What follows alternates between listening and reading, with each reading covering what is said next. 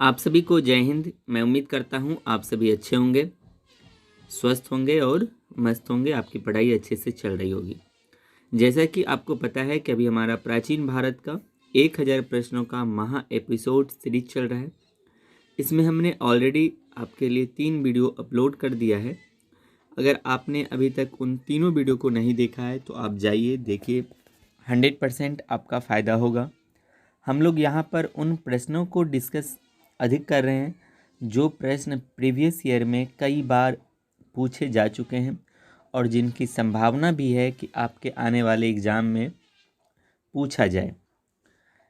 तो मेरी आपसे बस एक ही रिक्वेस्ट है कि आप इस वीडियो को शुरू से लेकर अंत तक देखिएगा। 100% आपका फ़ायदा होगा। आपको अगर कहीं पर भी किसी भी प्रश्न में किसी भी प्रकार का डाउट रहता है तो आप अपने डाउट को वीडियो समाप्त होने के बाद कमेंट सेक्शन में कमेंट ज़रूर कीजिएगा। हम आपके डाउट पर फिर अलग से एक वीडियो लेके आएंगे और ये 100% होगा, ठीक है। तो चलिए हम शुरू करते हैं आज के वीडियो को। आपको बस इस वीडियो को 2 से 3 बार देखना है। इस वीडियो में जितने भी प्रश्न होंगे 150 200, वो जब आप 2 या 3 बार इस वीडियो को देख लेंगे आप तो 100% 80 या 80% से ऊपर आपको बिल्कुल समझ में आ जाएगा, ठीक है। बाकी आप किताबें खुद से पढ़िए। वहाँ से जब आप किताबें पढ़िएगा और फिर वीडियो वॉच कीजिएगा तब तो और अधिक ही आपको फ़ायदा मिलेगा। तो चलिए हम आगे बढ़ते हैं आज के वीडियो में। तो आज के लिए आपका पहला प्रश्न है, श्रवणबेलगोला में गोमतेश्वर की विशाल प्रतिमा को किसने बनवाया था? तो ये बनवाया था, याद रखना है, चामुंड राय ने। किसने बनवाया था? चामुंड राय ने। और ये 983 ईस्वी में बनवाया था। चंद्रगुप्त मौर्य का पुत्र या उत्तराधिकारी कौन हुआ था? तो याद रखना है, बिंदुसार हुआ था। अमित्रघात के रूप में प्रसिद्ध कौन था? तो अमित्रघात के रूप में बिंदुसार ही प्रसिद्ध था। डायमेकस भारत आया था किसके शासनकाल में? बिंदुसार के शासनकाल में। डायमेकस भारत किसके शासनकाल में आया था? बिंदुसार के शासनकाल में। बिंदुसार अनुयायी था किस संप्रदाय का? तो आजीवक संप्रदाय का था। किस संप्रदाय का था? आजीवक संप्रदाय का बिंदुसार अनुयायी था। इस चीज़ को आपको ध्यान में रखना है। बिंदुसार का जो पुत्र या इनका जो उत्तराधिकारी हुआ उनको क्या कहा जाता था? अशोक कहा गया है। अशोक मगध की गद्दी पर कब बैठा था? 269 ईस्वी पूर्व में बैठा था, ठीक है। अशोक मगध की गद्दी पर कब बैठा था? 269 ईस्वी पूर्व में बैठा था। अशोक ने धर्म स्वीकार किया था, यानी धर्म इन्होंने कब स्वीकार कर लिया था? तो कलिंग युद्ध के बाद इन्होंने धर्म स्वीकार कर लिया था 261 ईस्वी पूर्व में, ठीक है। अशोक ने धर्म कब स्वीकार कर लिया था? तो याद रखना है 261 ईस्वी पूर्व में। किस युद्ध के बाद किया था? तो कलिंग युद्ध के बाद। ये प्रश्न पूछा गया है। अशोक ने बौद्ध धर्म के प्रचार के लिए श्रीलंका भेजा था किसको? तो याद रखना है, अपने पुत्र महेंद्र को और अपनी पुत्री संघमित्रा को। तो प्रश्न यहाँ से भी बनता है कि अशोक के पुत्र एवं पुत्री का क्या नाम है? तो अशोक के पुत्र का नाम है महेंद्र और पुत्री का नाम है संघमित्रा, ठीक है। चलिए, शिलालेख का प्रचलन प्रारंभ किया था किसने? तो याद रखना है, अशोक ने किया था शिलालेख का प्रचलन। शिलालेख में प्रयुक्त भाषा क्या थी? तो याद रखना है, प्राकृत भाषा थी। शिलालेख किस भाषा में लिखी गई है? प्राकृत भाषा में लिखी गई है। शिलालेख में प्रयुक्त लिपि कौन सी थी? तो याद रखना है, ब्राह्मी लिपि थी, ठीक है। आगे बढ़ते हैं। खरोष्टी लिपि लिखी जाती है दाएं से बाएं की ओर। खरोष्टी लिपि कैसे लिखी जाती है? दाएं से बाएं ओर।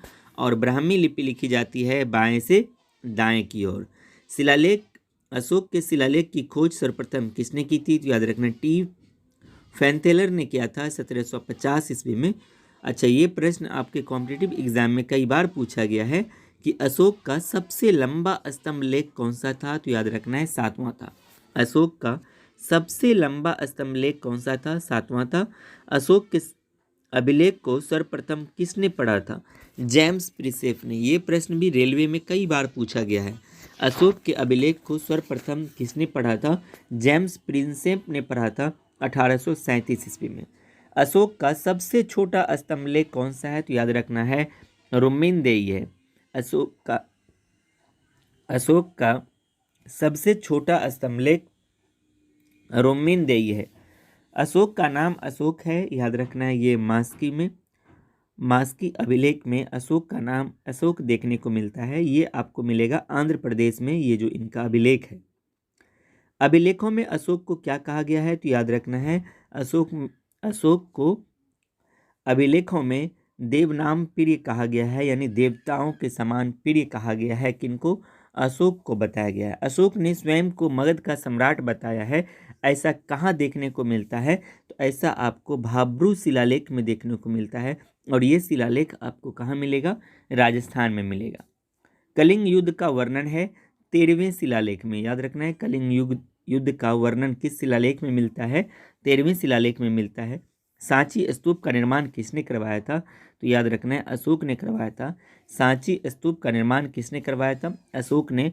और भरहुत स्तूप का है कौन सा, तो याद रखना है अशोक कालीन है। ये आपको मध्य प्रदेश में मिलेगा। ठीक है, अगला है भरहुत की खोज किसने की थी, तो 1873 ईस्वी में कनिंघम ने की थी। ठीक है, अगला प्रश्न है श्रीनगर की स्थापना किसने किया था, तो याद रखना है अशोक ने किया था। श्रीनगर की स्थापना किसने किया था, अशोक ने। अशोक ने बौद्ध धर्म की दीक्षा ली थी किससे, उपगुप्त से ली थी।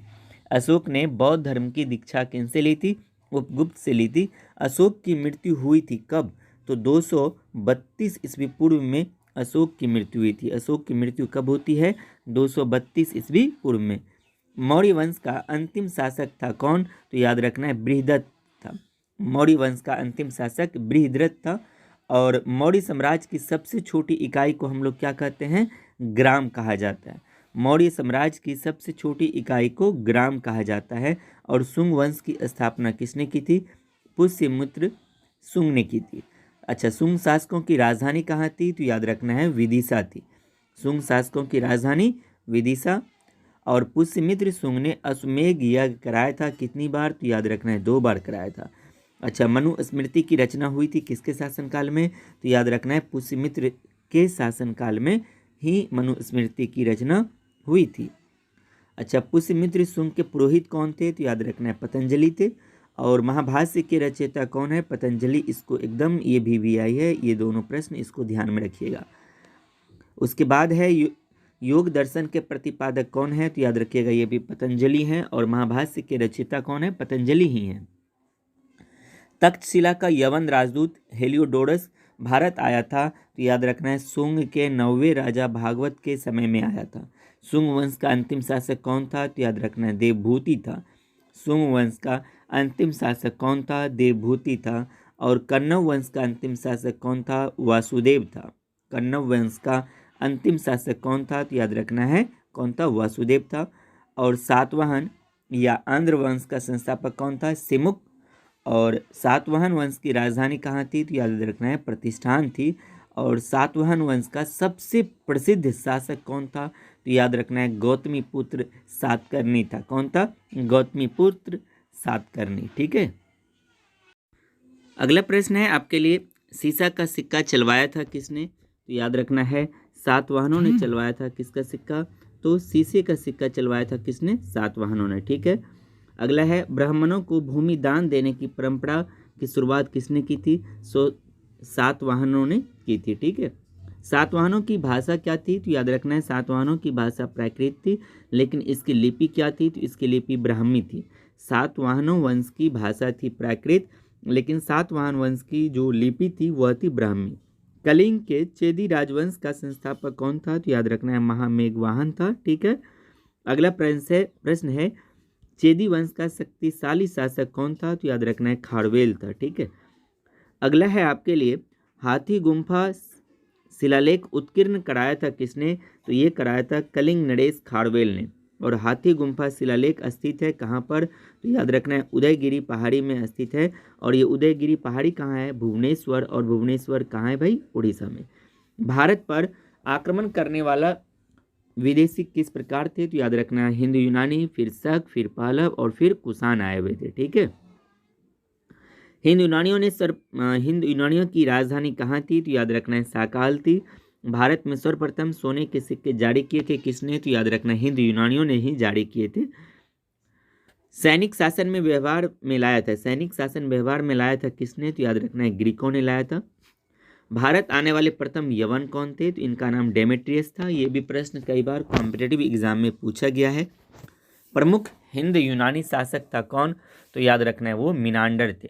प्रमुख हिंद यूनानी शासक कौन थे? मिनांडर थे। मिनांडर को हराया था किसने? तो याद रखना है पुष्यमित्र शुंग ने हराया था किसको? मिनांडर को। ठीक है। मिनांडर ने बौद्ध धर्म की दीक्षा ली थी किससे? तो याद रखना है नागसेन से ली थी, और इसी को हम नागार्जुन भी कहते हैं। मिनांडर ने बौद्ध धर्म की दीक्षा किससे ली थी? नागार्जुन से या नागसेन से। मिलिंद पनहो ग्रंथ की रचना किसने की थी? तो याद रखना है नागसेन ने की थी। मिलिंद पनहो ग्रंथ की रचना किसने की थी? नागसेन ने की थी। यूनानियों के बाद भारत कौन आए थे? तो याद रखना है शक आए थे। शकों का सबसे प्रतापी शासक कौन था? तो रुद्रदामन था। और सुदर्शन झील का जीर्णोद्धार किसने किया था? तो याद रखना है रुद्रदामन ने किया था। और संस्कृत में जारी पहला जो अभिलेख था वो कौन सा था? तो याद रखना है जूनागढ़ अभिलेख था। ठीक है।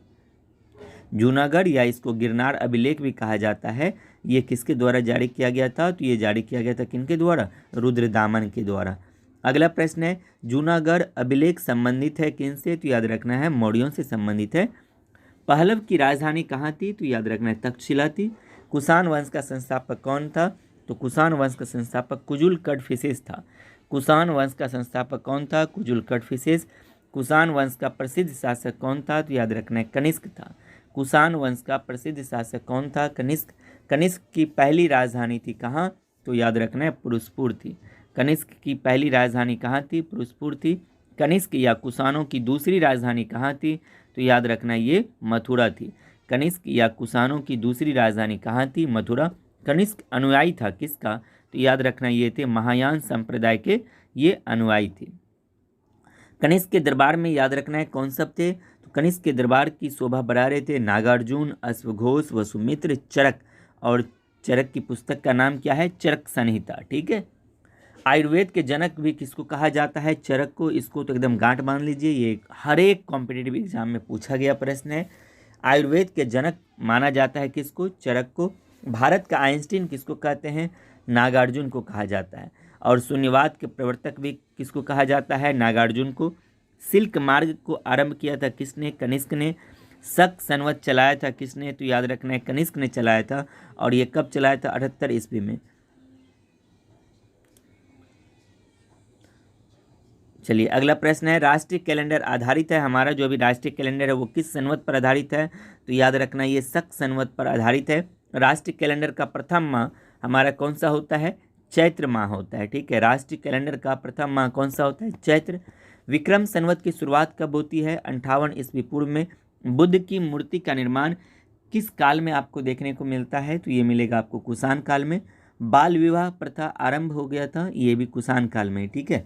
बुद्ध की मूर्ति का निर्माण कुषाण काल में शुरू हो गया था। विक्रम संवत की शुरुआत 58 ईस्वी पूर्व में। याद रखना है विक्रम संवत 58 ईस्वी पूर्व, शक संवत 78 ईस्वी में। दोनों में अंतर है, यहाँ 78 ईस्वी है वहाँ, और यहाँ पर 58 ईस्वी पूर्व है विक्रम संवत में।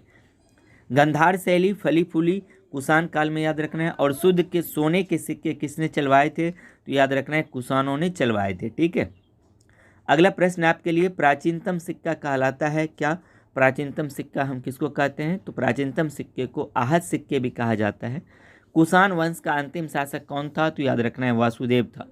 कुषाण वंश का अंतिम शासक कौन था? वासुदेव। गुप्त वंश का संस्थापक किसे कहा जाता है? तो याद रखना है श्रीगुप्त को कहा जाता है। गुप्त वंश का वास्तविक संस्थापक किसे कहा जाता है? तो चंद्रगुप्त मौर्य को कहा जाता है। और गुप्त संवत किसने चलवाया था? तो याद रखना है चंद्रगुप्त प्रथम ने ही चलवाया था। कब भाई? 319 ईस्वी में। इसको आपको ध्यान में रखना है। कुषाण वंश का अंतिम शासक वासुदेव। गुप्त वंश का संस्थापक कौन था भाई? श्रीगुप्त था। ठीक है। चलिए हम अगले प्रश्न की ओर बढ़ते हैं हम लोग। चंद्रगुप्त प्रथम का उत्तराधिकारी कौन हुआ था? तो याद रखना है समुद्रगुप्त हुआ था। चंद्रगुप्त प्रथम का उत्तराधिकारी कौन था? समुद्रगुप्त। सिक्कों पर वीणा बजाते स्थित है कौन? याद रखना है समुद्रगुप्त का आपको चित्र मिल जाएगा सिक्कों पर वीणा बजाते हुए। तो ये भी प्रश्न बनता है कि किस शासक का सिक्कों पर वीणा बजाते हुए दर्शाया गया है? तो समुद्रगुप्त को। समुद्रगुप्त को भारत का क्या कहा जाता है? नेपोलियन। और भारत का आइंस्टीन किसे कहा जाता है? नागार्जुन को। और शून्यवाद का प्रवर्तक भी नागार्जुन को।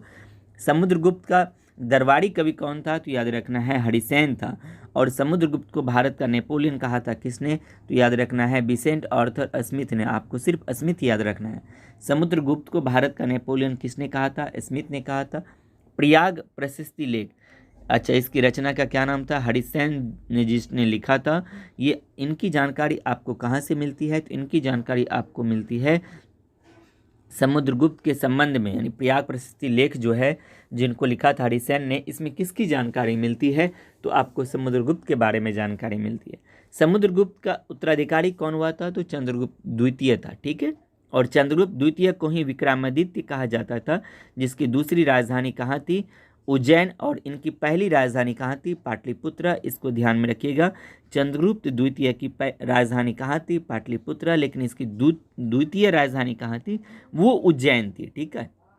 आर्यभट्ट, कालिदास, धन्वंतरी, वारामिहिर, सुश्रुत, छनपक, ये सभी किसके दरबार में थे? तो याद रखना ये सभी के सभी चंद्रगुप्त द्वितीय के दरबार में शोभा बढ़ा रहे थे।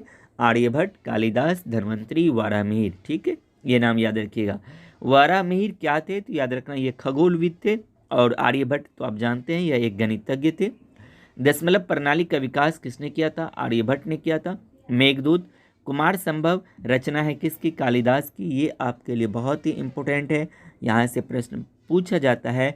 कुमार संभवम किसकी रचना है या मेघदूत किसकी रचना है? तो कालिदास की रचना है। शल्य चिकित्सा के जनक थे कौन? तो याद रखना ये सुश्रुत थे।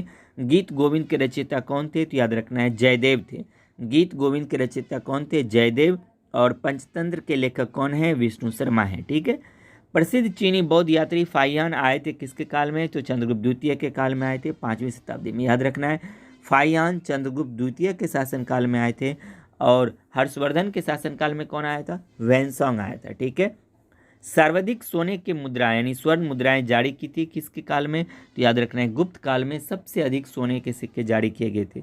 चांदी का सिक्का सर्वप्रथम चलवाया था किसने? तो याद रखना है चंद्रगुप्त द्वितीय ने चलवाया था। शकों की विजय के उपलक्ष्य में चलाया था। महरौली में स्थित राजा चंद्र के लौह स्तंभ को बनवाया था किसने? तो याद रखना है चंद्रगुप्त द्वितीय ने बनवाया था। चंद्रगुप्त द्वितीय का उत्तराधिकारी किसको कहा जाता है? कुमारगुप्त को। और नालंदा विश्वविद्यालय की स्थापना किसने की थी? कुमारगुप्त ने किया था। नालंदा विश्वविद्यालय की स्थापना किसने किया था? कुमारगुप्त ने। और नालंदा विश्वविद्यालय को ध्वस्त किसने किया था? तो ये किया था बख्तियार खिलजी ने। और बख्तियार खिलजी कौन था? तो याद रखना ये गौरी का सेनापति था। कौन? बख्तियार खिलजी। कुमारगुप्त का उत्तराधिकारी कौन हुआ था? तो याद रखना है कुमारगुप्त का उत्तराधिकारी स्कंदगुप्त हुआ था, ठीक है। और हुनों का आक्रमण सब किसके समय में हुआ था? तो स्कंदगुप्त के समय में हुआ था हुनों का आक्रमण। सुदर्शन झील का पुनरुद्धार किसने किया था? तो स्कंदगुप्त ने किया था। सुदर्शन झील का पुनरुद्धार किसने किया था? स्कंदगुप्त ने। हुनों को पराजित किया था किसने? तो याद रखना ये भी स्कंदगुप्त ने किया था।